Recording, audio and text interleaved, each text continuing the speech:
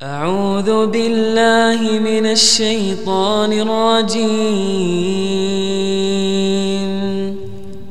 بسم الله الرحمن الرحيم.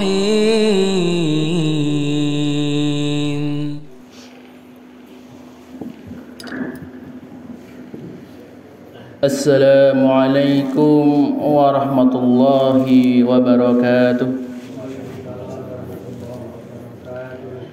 Innal hamdalillah nahmaduhu wa nasta'inuhu wa nastaghfiruh wa na'udzu billahi min sururi anfusina wa min sayyiati a'malina may yahdihillahu fala mudilla lahu wa may yudlilhu fala hadiya lahu.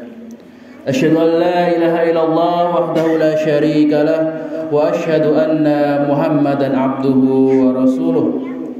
فقال الله تعالى في القرآن العظيم أعوذ بالله من الشيطان الرجيم يا أيها الذين آمنوا اتقوا الله حق تقاته ولا تموتن إلا وأنتم مسلمون يا أيها الناس اتقوا ربكم الذي خلقكم من نفس واحدة وخلق منها زوجها وبث منهما رجالا كثيرا ونساء واتقوا الله الذي تساءلون به والأرحام إن الله كان عليكم رقيبا يا أيها الذين آمنوا اتقوا الله وقولوا قولا سديدا يصلح لكم أعمالكم ويغفر لكم ذنوبكم ومن يطع الله ورسوله فقد فاز فوزا عظيما أما بعد فإن أصدق الحديث كتاب الله وخير الهدي هدي محمد صلى الله عليه وسلم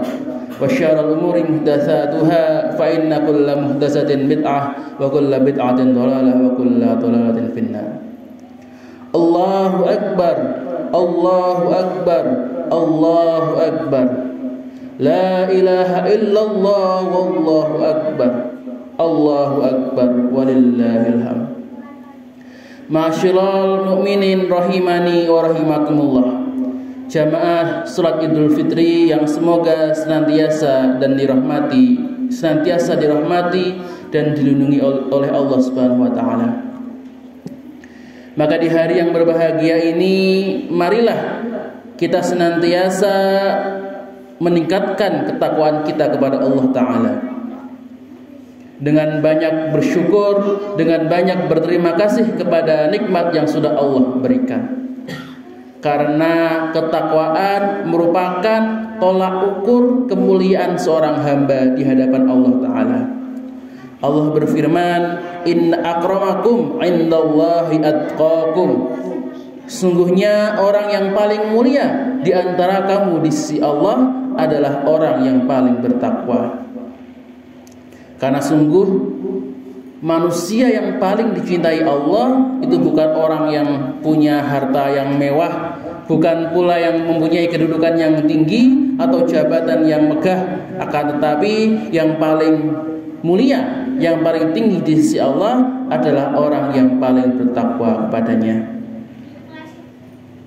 Dan bagaimana orang yang bertakwa itu? Yaitu orang yang senantiasa menjalankan apa yang Allah perintahkan dan meninggalkan apa yang Allah larang. Salawat serta salam semoga senantiasa tercurah kepada Nabi mulia kita, suri teladan kita, Rasulullah Muhammad sallallahu alaihi wasallam, beserta seluruh keluarganya, para sahabatnya, para tabi'in, para tabi'ut tabi'in, dan semoga kita semua selalu menjadi bagian dari pengikut beliau sampai hari kebangkitan kelak.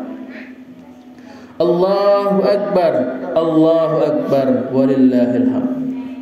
Jamaah yang dimuliakan oleh Allah Ta'ala, maka hari raya Idul Fitri ini sejatinya adalah bentuk pengagungan kita kepada Allah Sang Maha Pencipta atas segala limpahan rezeki yang Allah berikan. Maka di antara nikmat yang sudah Allah berikan adalah nikmat bisa menyelesaikan kewajiban berpuasa kita di bulan Ramadan. Nikmat bisa mengisi malam-malamnya dengan sholat tarawih, dengan membaca Al-Quran. Dan hari raya Idul Fitri ini sekaligus merupakan kegembiraan seusai menunaikan ibadah kita kepada Allah Ta'ala, dengan harapan agar ibadah kita selama bulan Ramadan kemarin itu diterima oleh Allah dan mendapatkan pahala yang besar serta ganjaran yang berlipat. Maka jamaah salat Idul Fitri yang berbahagia, seorang muslim ya, itu tentu harus memiliki rasa husnudzon kepada Allah. Harus berbesar hati, harus memiliki rasa harap bahwa amalannya akan diterima oleh Allah Ta'ala. Ini harus ada. Karena kalau tidak ada rasa harap, maka seorang hamba akan menjadi putus asa terhadap rahmat Allah. Dan ini jelas dilarang.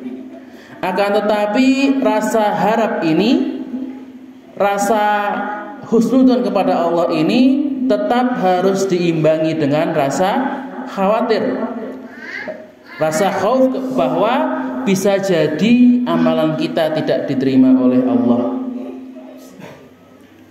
Karena kalau tidak ada rasa khawatir ini, maka kita akan menjadi orang yang menunjang, orang yang sombong, merasa wah amalan saya pasti diterima.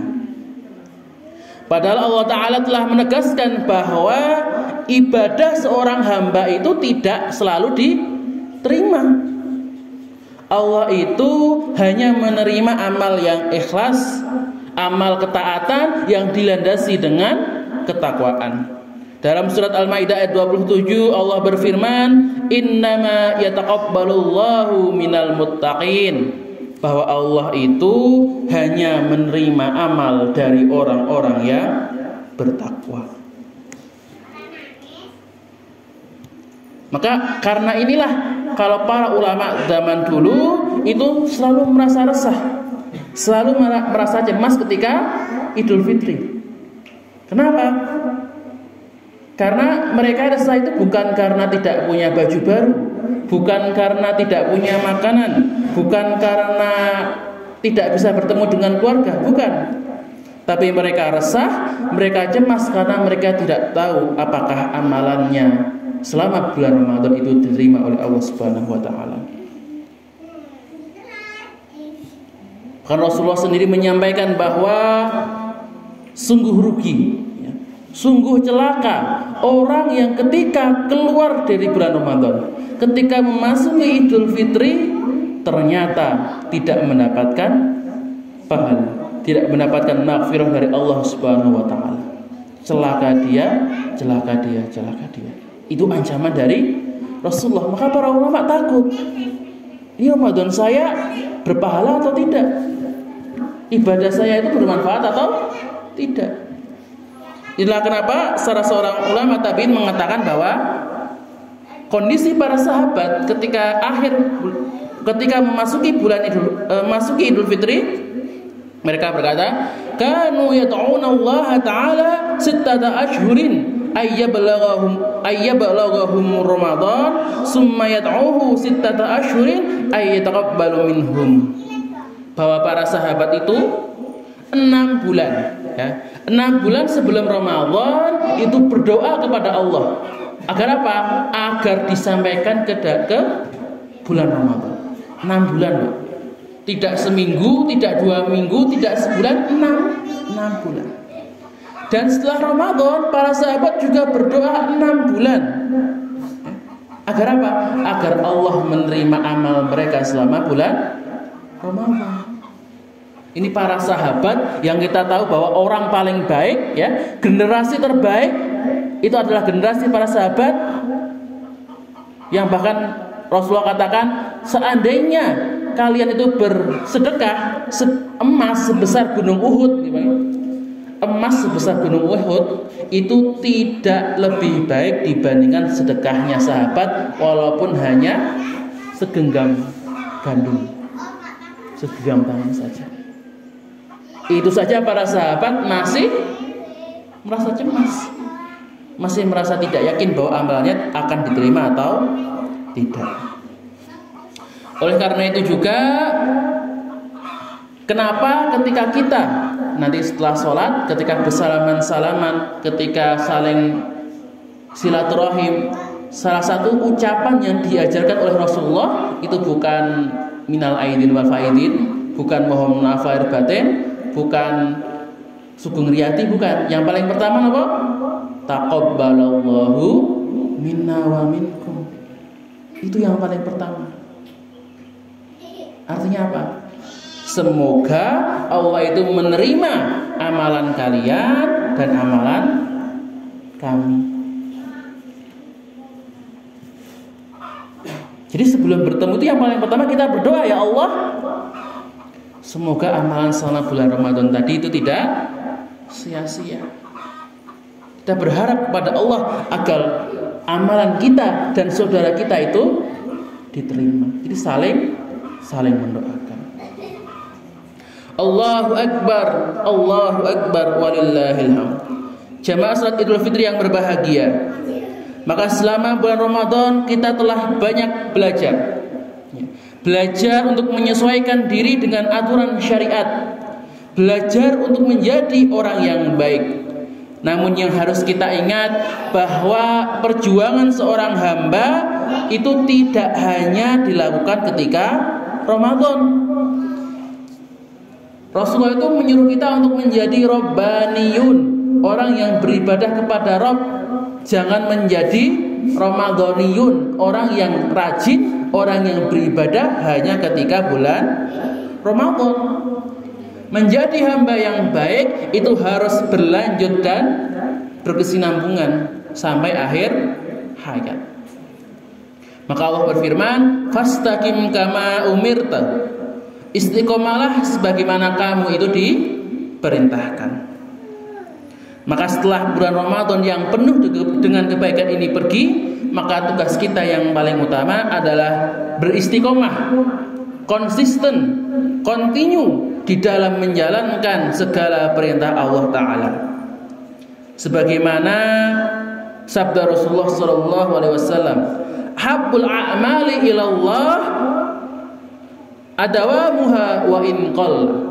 Amalan yang paling dicintai oleh Allah itu adalah amalan yang istiqomah, amalan yang selalu dikerjakan, yang terus dikerjakan, tidak pernah ditinggalkan, walaupun amalan itu cuma sedikit. Lalu bagaimana caranya supaya kita ini selalu bisa beristiqomah walaupun setelah Ramadan ini berlalu? Maka yang pertama adalah jangan pernah meninggalkan amalan wajib, terutama amalan sholat. Karena ibadah itu ada ibadah yang Allah wajibkan kepada kita, yang tidak boleh kita tinggalkan walaupun sesibuk apapun kita, walaupun sempurna apapun pekerjaan kita, itu tidak boleh kita abaikan. Rasulullah SAW pernah mengingatkan, sungguhnya Allah menetapkan beberapa kewajiban, oleh karena itu janganlah kalian menyepelekannya. Dan Allah mengharamkan beberapa larangan, dan janganlah kalian melanggarnya. Dan Allah telah menetapkan beberapa aturan, jangan melampaui batas. Dan salah satu kewajiban yang paling utama adalah tadi, sholat 5 waktu. Itu adalah salah satu amalan yang paling utama, yang tidak boleh ditinggalkan sama sekali. Hanya 3 orang yang Allah perbolehkan untuk tidak sholat. Siapa itu? Yang pertama, anak yang belum balik. Yang kedua, orang yang tidur atau pingsan sampai dia bangun. Dan yang ketiga, orang gila sampai dia sadar. Makanya kalau ada orang yang tidak sholat, tidak mau sholat, diajak tidak pernah mau, ya kita lihat, dia anak kecil bukan? Oh bukan. Dia sedang tidur bukan? Oh enggak, masih sadar. Berarti tinggal yang ketiga. Maka sesibuk apapun kita, sepenuh apapun kerjaan kita, jangan pernah meninggalkan sholat tadi. Walaupun misalnya sedang ke sawah, sedang nyari kayu di hutan, sedang pergi jauh, ketika masuk waktu azan, kita tinggalkan sebentar, istirahat sebentar, cari air wudhu untuk sholat. Tidak ada air, tayamum. Tidak ada sajadah, nggak usah pakai sajadah, nggak apa-apa. Di tanah itu boleh. Semua tempat itu boleh untuk sholat. Tidak harus pakai sajadah, tidak harus pakai alas. Selama kita yakin bahwa itu tidak ada najisnya. Misalnya tadi sedang di sawah, sudah masuk waktu duhur. Ya walaupun mungkin kalau di sawah tidak dengar adzan kan, insya Allah bawa HP semua, gitu.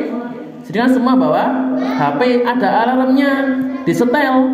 Oh sudah masuk waktu duhur, ya sudah berhenti dulu. Kalau ada temennya diajak bareng, ayo kita istirahat, kita sholat bareng. Minggir di pinggir sawah, nyari tempat yang agak lapang. Kalau misalnya ada air sedikit, bisa untuk wudhu sedikit-sedikit saja, yang penting basah. Kalau pas tidak ada air sama sekali, sungai jauh, air minum sudah habis, ya sudah bisa dengan tayamum. Bajunya kotor bagaimana? Selama kotornya kotor tanah, itu tidak apa-apa untuk sholat. Lebih baik lagi kalau sudah bawa baju ganti dari rumah. Jadi ketika sholat, dirangkepi dengan baju sholat dulu, okay. Baru nanti setelah selesai sholat, balik lagi ke baju kerja. Jadi tidak ada alasan untuk tidak sholat. Hatta orang yang sakit parah pun, itu tetap harus sholat.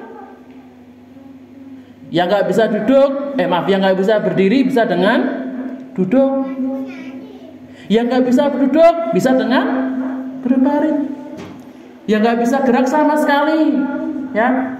Yang mohon maaf, misalnya kok ada yang kena stroke, badannya nggak bisa gerak, tangannya nggak bisa gerak, kaki nggak bisa gerak, bagaimana? Apakah harus sholat? Tetap harus sholat.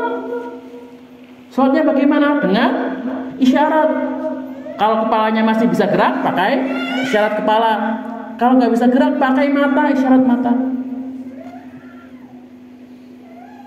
Selama dia masih sadar, selama dia masih berakal, masih punya kewajiban untuk sholat. Maka ketika yang sakit saja itu harus sholat, apalagi yang masih sehat, yang badannya masih seger, yang bisa jalan kemana-mana. Kok ini sampai meninggalkan sholat? Nah ini sesuatu yang sangat kelewatan. Rasulullah SAW bersabda, al-farqu bainana wa bainahum as-shalah. Yang membedakan antara kita orang muslim dengan mereka orang-orang kafir itu adalah salatnya. Makanya hati-hati, jangan menyepelekan salat. Selanjutnya yang kedua adalah dengan merutinkan amalan-amalan yang sunnah, yang ringan. Maka ketika kita bisa menjaga rutinitas suatu amalan sunnah, walaupun itu ringan, walaupun itu mudah, maka akan membuat ibadah kita kepada Allah itu terjaga. Maka mulai dari yang ringan-ringan terlebih dahulu, sesuai dengan kemampuan kita. Misalkan yang rizkinya berlebih, bisa sedekah tiap hari. Nggak kita cuma 2.000 Pak, 2.000, 3.000, tapi tiap hari. Itu lebih baik daripada 50.000 tapi sebulan sekali. Jadi tiap pagi setelah sholat subuh sisihkan 2.000, pagi 2.000, pagi 2.000. Yang mudah bangun malam, yang kadang-kadang bangunnya jam 1 sudah majgagi gitu nih, sudah tersadar. Nah biarkan saya mbah-mbah ini kan biasanya sering bangun malam nih. Sering terbangun ketika jam 2, jam 3 biasanya sudah terbangun. Nah itu bisa dimanfaatkan untuk sholat. Sholat malam minimal walaupun cuma 2 rakaat. Yang susah bangun malam bisa membiasakan sholat witir sebelum tidur. Yang mudah membaca Al-Quran ya bisa dengan merutinkan membaca, nggak kehitung sehalaman 2 halaman per hari. Maka jika amalan yang kecil ini kita lakukan secara kontinu, kita lakukan secara terus-menerus, maka akan lebih baik dibandingkan amalan yang besar tapi jarang dilakukan. Maka Nabi SAW bersabda dalam hadis riwayat Bukhari, "Wahai para manusia, beramallah sesuai dengan kemampuan kalian, karena sesungguhnya Allah tidak akan bosan sampai kalian itu bosan." Maka di antara amal sunnah yang diajarkan oleh Rasulullah adalah berpuasa di bulan Syawal, 6 hari. Kata Rasulullah, barang siapa yang berpuasa Ramadan kemudian melanjutkan puasa 6 hari di bulan Syawal, maka seperti puasa 1 tahun penuh. Maka ini yang 6 hari jangan sampai ketinggalan. Apakah harus urut? Boten, Pak. Mau 1 hari sekarang, nanti besok 2 hari, besok laginya 2 hari lagi, boleh. Mau tanggal 2 besok langsung 6 hari sekaligus, boleh. Atau mau diakhirkan di akhir bulan juga boleh. Terserah, tidak ada aturan pastinya. Yang penting 6 hari. Kemudian yang ketiga, tips untuk menjaga keistiqomahan kita selepas Ramadan adalah berkawan dengan orang soleh. Mengapa? Karena teman itu memiliki pengaruh yang sangat besar bagi seorang. Jangan sampai kita punya teman dekat yang ternyata temannya malah menyeret kita kepada jurang kebinasaan. Nabi SAW bersabda, pertemanan sahabat itu seperti sahabat dengan orang soleh, dan orang yang jelek itu seperti bersahabat dengan pemilik misk atau minyak wangi dan pandai besi. Jika bersahabat dengan orang yang pemilik minyak wangi, walaupun tidak dapat minyak wanginya, minimal dapat baunya. Tapi jika berteman dengan pandai besi, kalau tidak kebakar bajunya atau kebakar badannya, minimal akan dapat bau hangusnya. Jika kita punya kawan orang soleh, walaupun kita mungkin tidak bisa ikut solehnya, tidak bisa ikut ibadahnya, minimalnya kita terhindar dari kemaksiatan. Kan gak enak ya, temannya sholat malah kita main kartu, kan betul enak. Temannya gak pernah mabuk kok kita mau ikut mabuk, kan akan segan. Teman yang soleh itu akan mencegah kita dari berbuat kejahatan. Tapi kalau kita punya teman yang suka maksiat, ini teman dekat ya, sahabat dekat, maka walaupun kita tidak ikut maksiatnya mereka, minimal kita akan terhindar dari kebaikan. Mau sholat, teman kita mbok nganti dulu, main dulu. Mau ngaji, mbok nganti dulu. Jadinya kita terhalang dari kebaikan. Apakah ini berarti kita tidak boleh bergaul dengan orang yang jelek? Ya, bukan seperti itu. Tetap kita bergaul dengan mereka, kita hablum minanas dengan mereka, memperlakukan mereka dengan baik, tapi jangan dijadikan sebagai sahabat. Sahabat itu maksudnya apa? Berarti teman dekat, teman curhat ya bahasanya kalau anak zaman sekarang. Teman gaul, teman yang saling berbagi kesusahan. Nah, kalau seperti itu carilah teman yang soleh. Dan yang keempat, tips terakhir adalah selalu berdoa kepada Allah, karena hidayah itu datang dari Allah. Kita tidak bisa melakukan apapun tanpa petunjuk dari Allah Subhanahu wa ta'ala. Kalau Allah berkehendak, itu mudah sekali bagi kita untuk berbuat kebaikan. Seperti yang disampaikan dalam pembukaan tadi, wa may yudlilillahu fala hadiyalah wa may yahdihi fala yudhillalah. Barang siapa yang Allah sesatkan, tidak ada yang bisa memberikan petunjuk. Tapi barang siapa yang Allah berikan petunjuk, maka tidak ada yang bisa menyesatkannya. Jamaah salat Idul Fitri yang dirahmati Allah Subhanahu wa taala, maka nasihat terakhir kami adalah sebuah nasihat yang disampaikan oleh Ibnu Rajab Al-Hanbali rahimahullah taala. Beliau mengatakan, laisal 'id liman libasal jadid walakinnal 'id liman ta'atuhu tazid. Bahwa yang namanya Id, yang namanya hari raya itu bukan untuk orang yang punya baju baru, bukan untuk orang yang punya makanan banyak, bukan. Tapi hari raya itu, hari kemenangan itu untuk orang yang ketaatannya bertambah, untuk orang yang imannya naik, untuk orang yang ibadahnya itu bertahan. Walaisal 'id liman tajammala bil libas wal raqub, innamal 'id liman ghafirat lahud dzunub. Hari raya itu bukan orang yang bagus pakaian dan kendaraannya, tapi hari raya itu bagi orang yang diampuni dosa-dosanya. Allahu akbar, Allahu akbar, la ilaha illallah, wallahu akbar, Allahu akbar, walillahil hamd. Akhir kata, marilah kita berdoa, memohon kepada Allah Subhanahu wa taala agar kita diberikan sebab-sebab kebahagiaan di dunia dan di akhirat. Kita dimudahkan untuk beristiqomah di dalam ibadah dan konsisten dalam beramal. Dan semoga Allah Ta'ala memberikan kesabaran dan kemudahan bagi kaum muslimin di Indonesia secara khusus, dan kaum muslimin di seluruh penjuru dunia secara umum dalam setiap kesulitan dan musibah yang menimpa mereka. Berikut jalan keluar yang terbaik dalam menghadapi setiap kesulitan dan masalah mereka.